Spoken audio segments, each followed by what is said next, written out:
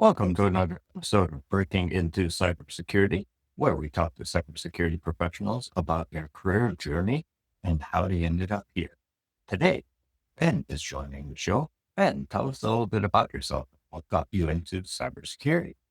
Well, I appreciate you having me on the show, Chris. So, Ben Wilcox, I have been in the IT security industry for roughly about 30 years. I got interested in cybersecurity probably more around 2007. At that time, very focused on like the network security side of things.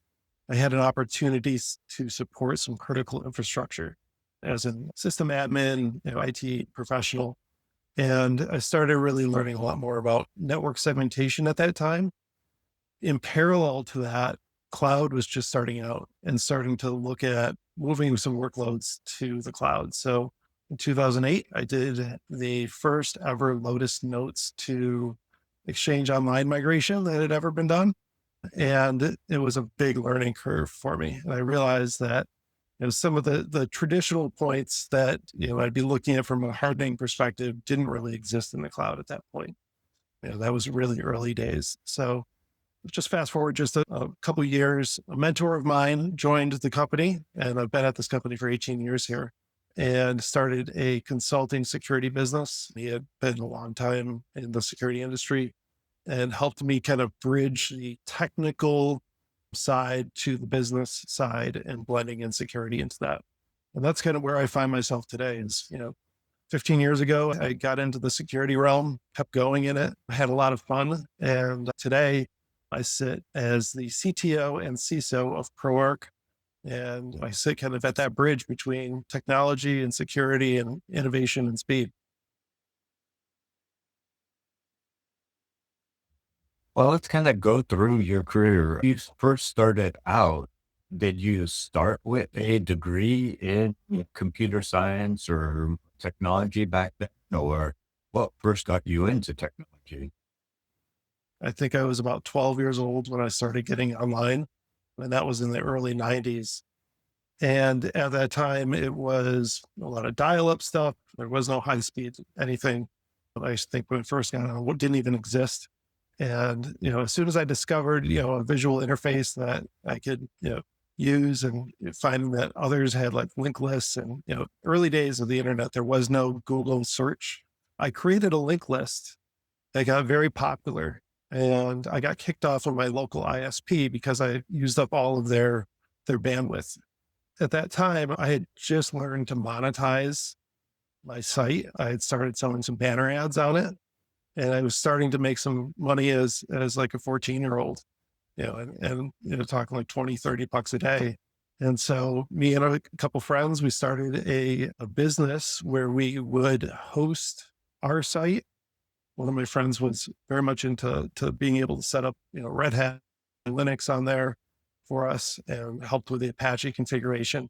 And we turned it actually into a business where we were doing web hosting for others. So that was my start. I did get a computer science degree. I'll dive a little bit more into that, but I started kind of, I think, on a non-conventional path in this way, and kind of learned the business side of it with the technology side at the same time, and tried a bunch of different things too. After that web hosting business, because 2001 there was a lot of .com bubble burst. It caused a lot of change in the web hosting industries. Companies like GoDaddy were starting up, right? Large scale web hosting companies, and it put a lot of pressure on the small side. So I did some different things. I went over into the system integrator side. I did, a lot of consulting work with a college and helped remediate some worm. Basically, it was in the summer of 2001. There was a worm, I think it was called Red Alert, that when the college students all came back, the entire network campus got basically shut down. And there was no one able to do anything. All network traffic was bogged down and proliferated to every single machine. And the college had to literally, because it wasn't acceptable not to have internet in your room or have access for the students, had to kind of foot the remediation of this because they didn't have great segmentation in between all of the points back then. So learned a lot about like viruses and other things, and then did that for a few years, had an opportunity to do some system rebuildings and new domains and stuff like that. And I decided that I liked doing the new stuff, but I didn't like necessarily repeatable. Like once the project was done, I felt like it was just the maintenance piece wasn't exciting for me. And I'm kind of a shiny object type of guy, I determined. So I moved on. I actually switched roles completely. I switched over into program development and software development and worked with a local software firm to develop business applications that ran on the web. And that was a big transformation for me because that was, kind of looking at it from a different lens, being able to see something differently. Got an introduction to doing a lot of SharePoint development, which was a terrible experience back then. But it actually made the introduction to where I am today. Ended up leaving there about 3 years after that and joining the company I'm at today. And the reason being is that they used to outsource their SharePoint development to us. And so I learned, became acquaintances with the owner and one of the directors. And, when an opportunity came up to kind of go back to the system integrator side, but maybe keep some of the skills that I learned as, on the data side as well as application side, I jumped on it. So as you were learning and growing, and maybe let's talk about the first pivot into the software development side. What made you make that decision, and how did you go about deciding to do that? So it was a scary experience for me because I felt like I was entering without the background to be very completely successful. So I knew the owner of the organization. I talked to him about my concerns. He felt that there was great opportunity and that wasn't a barrier. So that gave me a lot of confidence going into that, I possess different skills, but skills that could be translated into being a successful project manager, program development, and really looking at, from a coding perspective, building some of those skills. So my first job there was actually to build a indexing agent that looked for jobs, various sites. It was for like this website that kind of rolled everything up, and it was part of a state grant. And it was all built in PHP. I didn't know any PHP. So I started learning, going down through the process, learning at the code level, started learning a lot more as I continued down. And about 2 months into it, I felt way different than I did 1 month in. And I still ran into roadblocks, but I had a good support around me, and I'm not a shy person to ask for some assistance if I'm not seeing things right. I'll try for a bit, but if it seems like, hey, this is really just on a different level, and I'm not familiar with how to get past this barrier, I don't mind raising my hand and listening to what the room has to say. But I'm sure whether it be hosting SharePoint or hosting PHP on the web, finding vulnerabilities on them is a common occurrence. So how did cybersecurity come into play? Well, cybersecurity for that time was a bit different. We were pretty early on, right? A lot of just, firewalls. The web application firewall didn't really even exist at that moment. So there wasn't a lot of deep inspection until a few years later. So at that point, it was really about just like securing your front ends, making sure that you had field validation in place, looking at making sure that, hey, you're not allowing cross site scripting attacks and things like that. But the vulnerability piece, they were there. A lot of the sites, even then, were just publicly exposed to the internet and kind of waiting for something to happen. Your best bet was to try to pick a technology that had frequent updates. From a con perspective at that point, we wrote a lot of stuff in Adobe Flash with Cold Fusion on the back end as well. And, Flash was always something that was a terrible product to try to patch. It's right up the lines with Java. I don't think it was ever solved how to effectively patch that at scale. So, those are more of the vulnerabilities that you kind of faced were the platforms that you chose to create this on. So if it was a .NET app, right, you got to keep your .NET up to date. So those were more of the concerns at that time. Today is a totally different realm. So technology evolved. How do you keep up with it? So for me, I do kind of a couple different, I'll say, steps. One is I'm always have been big on continuous learning. So for me, continuous learning means saying yes to putting myself into uncomfortable situations, because I think that you learn best when you're under fire and being able to kind of push yourself, right?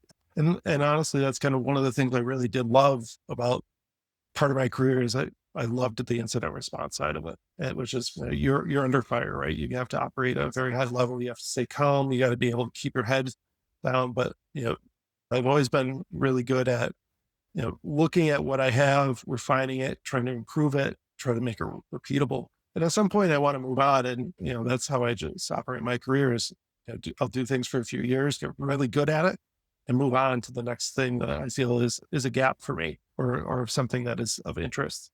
Today, I attend different conferences. I like the small regional conferences from a cybersecurity perspective. Like look at one of like the small ISACA conferences. We have one. I'm in upstate New York. Rochester has a great one called the Rochester Security Summit.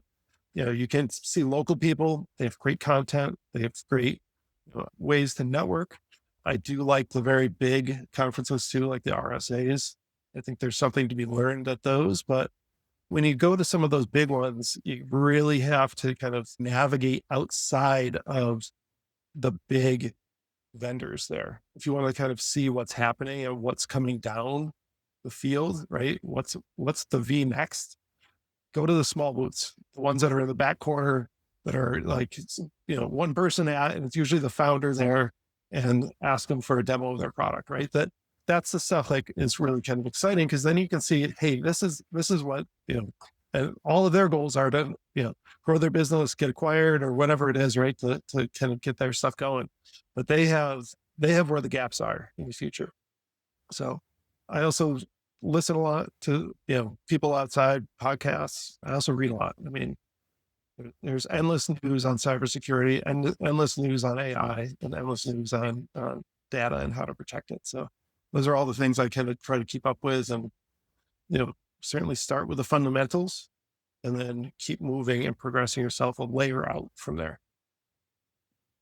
So for the talent pool today, with a lot of role or a lot of automation kind of taking away what used to be done manually or used to be done by the tier one individual, what would you recommend for them as their starter or for them to kind of get their teeth into and gain that experience so that they, that portfolio or repertoire to show their employer?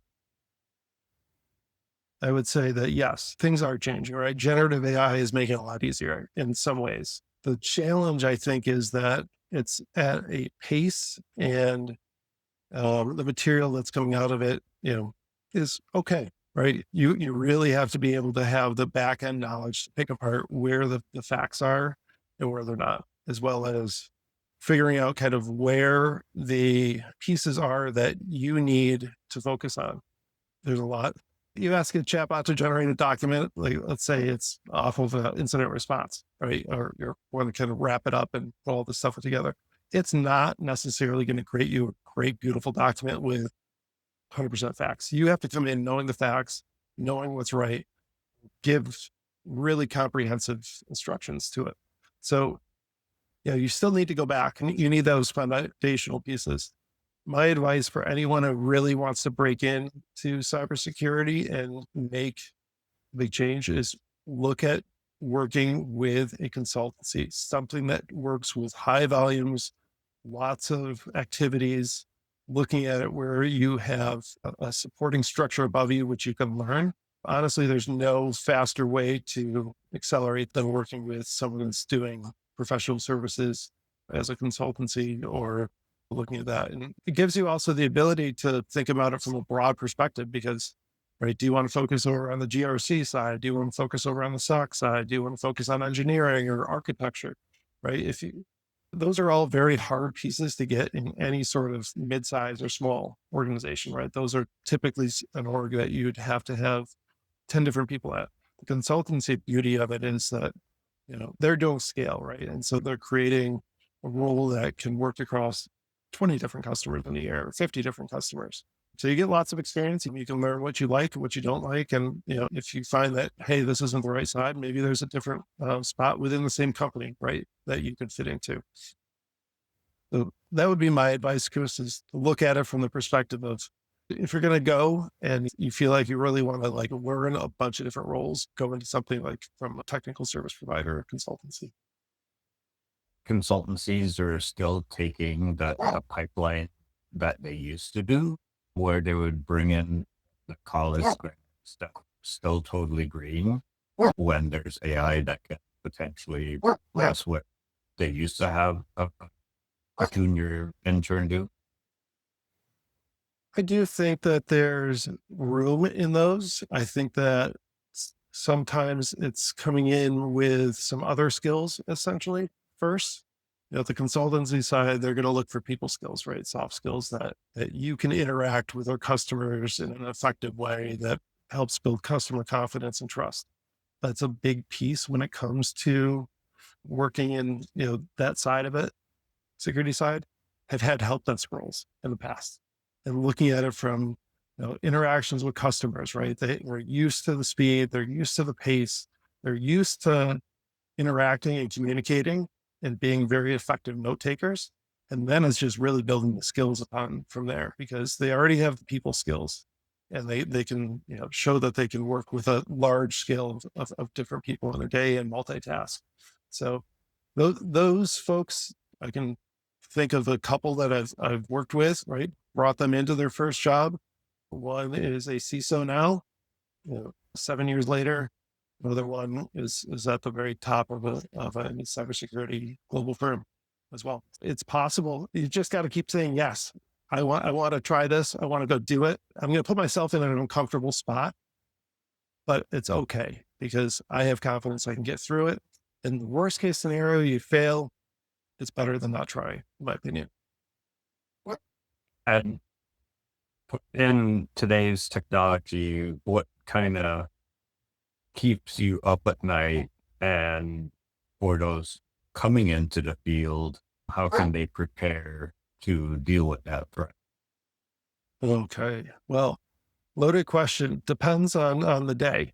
What used to keep me up at night? Identity attacks. That is, the human element and the failure rate there is just the biggest problem in security. It doesn't matter the amount of training. It doesn't matter the fact that you've repeated yourself, you've sent them through remedial training, right? Someone's going to get tired. They're going to do something silly and click a, accept MFA button, or they're going to fall for a phishing attack that looks so legitimate these days.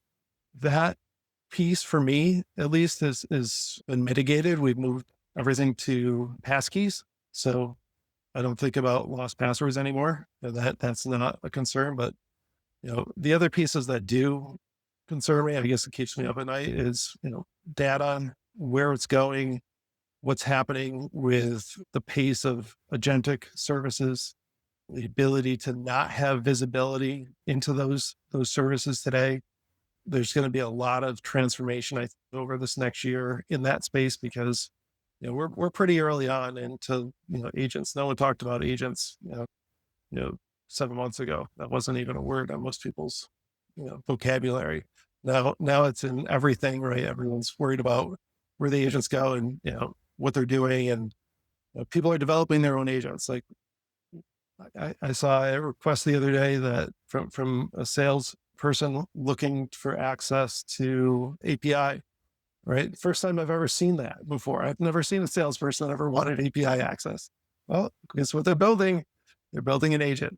So those are, it's fun and exciting. I love the democratization of technology and putting it in people's hands to use. At the same side, right, we got to have those guardrails that say, this is, if you want to do that, this is how you do it, right, and so forth. So those are the pieces that are keeping me up now, is thinking about where we are, some of the tech is out there, but like complete visibility into the S degree of how these agents are going to be operating as people, and having access to tools and having access to be able to modify things and make decisions, right? And then who owns it after that person leaves, right? If this becomes a critical part of your business, and that's kind of an area I always think about is, security is essential, but it has to match the business need. And if it doesn't match the business need, then we're over trying, or we haven't, aligned to the business opportunity. So thinking about it from that view, right? Who's to say where this operator ultimately ends up from an agent perspective, and who needs to own it? Because it doesn't necessarily want to be owned by security. It doesn't want to be owned by IT. Right? It needs to be owned by the business. And we're getting into a point where we had a lot of shadow AI, a lot of shadow apps in the past, right? Shadow IT, whatever you want to call it, where the business is going out, they're buying the licenses of what they need to get the stuff done, right? The reality is that they do need to keep everyone in the loop, but we're looking at AI now. It's going to be in every single app, right? Pick up this year. I would highly doubt that there's any business app that's going to be purchased in the next year that doesn't have AI built into it. So what's happening within that space, right? How do we get visibility into those apps? Because those things are being procured outside of standard channels. And even if they are within standard channels, vendors are changing their back ends. Vendors are adding capabilities. You can't keep up with the volume. So we need better tools. And I think this is one of those years where we're going to start seeing better tools in that space for both that visibility and then ideally, governance and response. So it almost sounds like it's the same problem, just at a greater scale. It's an identity problem. I kept it up with earlier, but now at the scale of AI, because now you have an identity problem at an agentic scale. I would agree. It all boils back to identity. It's just a different set of identities. And it's one that we need to start aligning on from both a identity perspective, visibility and security governance around it, and treating it more like a human, right? And everything really needs kind of, if you're to boil that back up, right? What's the framework that you do that in? That's a zero trust framework, right? Of being able to ensure that, every action and every access is checked, right? From an identity perspective, machine perspective, et cetera. And that needs to come back up into that level.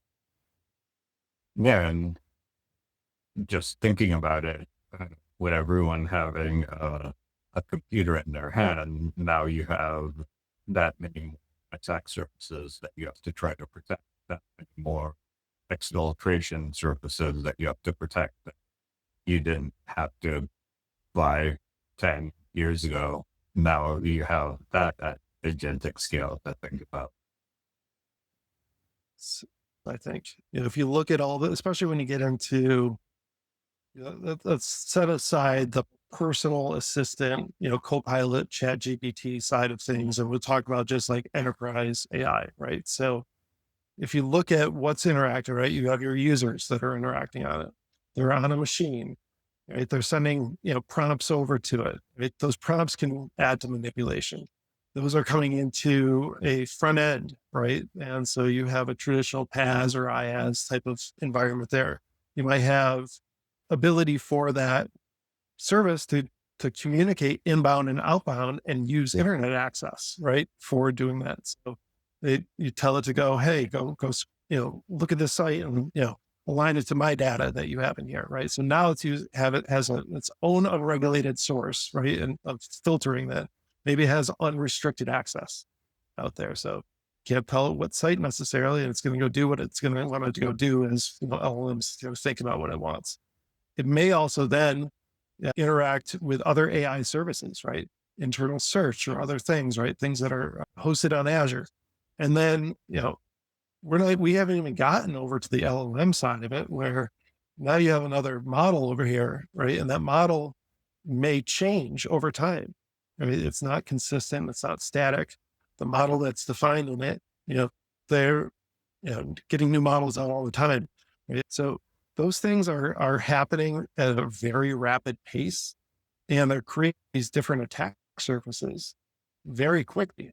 And you really have to have a comprehensive view of your egress, ingress of all pieces, right? Because their manipulation can occur in any of those states and in between those things, right? The LLM gives back a different response than what it's expecting, or someone's manipulated the LLM to do that. Now you have a different type of attack vector. So, we just keep seeing this surface expand, and really you need tools that can help, and you need AI, for security to help kind of bring those balls strictly the things that I need to focus on where it's aligned to my organizational risk. Well, no, that's so true. And we could go down this AI rabbit hole for a long time, but Ben, thank you so much for coming on and sharing your journey, sharing your advice for the next generation. Oh, it was my pleasure to be on here. And, I'll leave with something I repeated already, which is certainly, when you're looking for opportunities, say yes, keep getting certified, keep showing that you're doing the things that need to be done, and work on your people skills. That's essential, right? We got to find ways to differentiate ourselves from AI, and especially when it comes to people skills, right? No one really loves to interact with AI. It does a job, right? So add the human element back in, and keep working on yourself. I'd just like to say you can connect with me on LinkedIn, Ben-Wilcox. That's BEN-WILCOX, or at ProArch.com. Active on the blogs there. Yeah. And we'll include all your links in the show notes and the posts that go out. So thank you all so much for joining us, and see you on the next one. Thank you.